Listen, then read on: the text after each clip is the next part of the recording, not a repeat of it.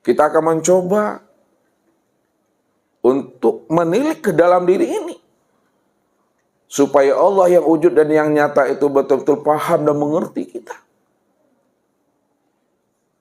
bahwa tiada lain.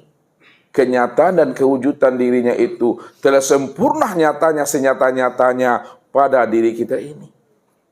Wa fi anfusikum apalah tubsirun, kata Allah. Aku ini telah nyata dan telah wujud pada dirimu. Bahkan kewujudan dirimu itu, itulah bukti kenyataan akan diriku.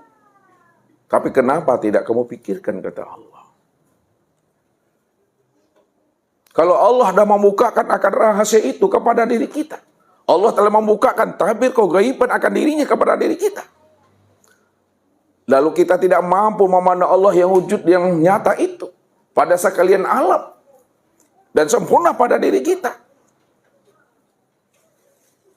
Itu disebabkan karena ruhani kita itu dalam keadaan zulumat.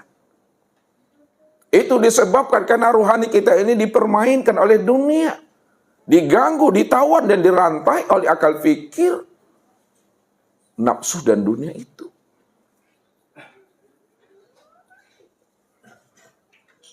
Maka supaya kita mampu melihat, menyaksikan akan kewujudan Allah yang sudah nyata pada diri kita ini,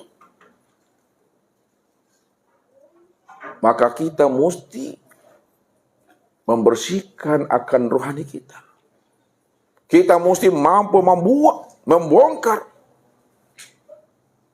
merobohkan hijab dan dinding yang menghalangi akan rohani kita itu untuk memandang dan menyaksikan akan kewujudan Allah itu pada diri kita.